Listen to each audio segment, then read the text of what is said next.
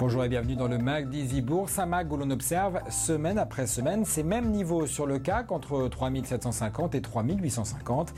Et si finalement l'objectif des 4000 n'était pas réaliste et si finalement les marchés actions ignoraient sciemment les vrais signes de faiblesse de l'économie. Les chiffres des destructions d'emplois aux États-Unis ont fait rebondir les indices et pourtant, rappelons que cela fait 2 ans que les États-Unis licencient. 7,5 millions d'Américains ont perdu leur emploi. Et on pourrait élargir ce bilan un peu sombre aux monnaies. Les banques centrales déversent des milliards, d'où cette interrogation sur les valeurs mêmes de ces monnaies. La récente flambée de l'or est l'illustration que le billet vert n'est plus un actif sûr. Alors les 4000 points s'éloignent et certains murmurent qu'il est temps de reprendre ces billes avant une nouvelle chute des marchés.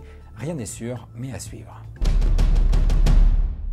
Zoom sur les chiffres qui feront bouger les marchés cette semaine. On commence mardi avec les chiffres de la production industrielle aux États-Unis, un chiffre important pour mesurer la reprise de l'activité américaine, un chiffre scruté particulièrement par Dorothée Marty. Ce chiffre nous paraît particulièrement important pour les États-Unis pour mesurer la pérennité de la reprise économique, qui devrait aussi avoir des implications sur les chiffres de l'emploi à partir du premier trimestre 2010. Nous allons aussi particulièrement regarder la composante du taux d'utilisation des capacités industrielles, qui là aussi pour le mois de novembre est attendu en progression. Il était autour de 70% pour le mois d'octobre, nous l'attendons à plus de 71% pour mesurer cette reprise qui s'est enclenchée depuis le mois de juin dernier. Mercredi, retour en Europe avec l'indice des prix à la consommation pour la zone euro. A noter que la BCE a révisé en hausse ses prévisions de croissance et d'inflation pour la zone euro en 2010. Mais sa prévision moyenne de hausse des prix reste pour 2011 inférieure à son plafond de 2%. Jeudi, on n'oubliera pas de regarder les résultats aux États-Unis de l'indice du Conference Board, un baromètre important pour la confiance des consommateurs outre-Atlantique. Enfin, vendredi, rendez-vous en Allemagne pour l'indice IFO, un indice qui mesure la confiance des patrons allemands.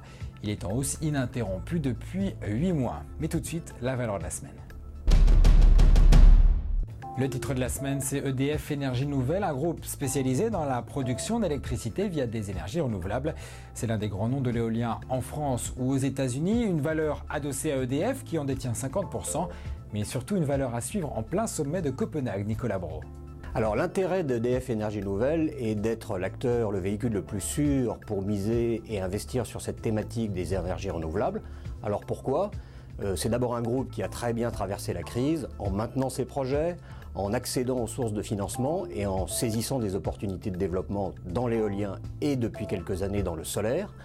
Le deuxième aspect, c'est un acteur qui est intégré dans la chaîne de l'éolien avec une très bonne courbe d'expérience, donc ce sont des vrais industriels. Et enfin, troisième point sur le business model, le cadre réglementaire est favorable puisque les prix sont garantis sur le long terme. Alors ces qualités ont une contrepartie, c'est la valorisation qui est plutôt élevée, donc c'est un investissement à considérer à long terme.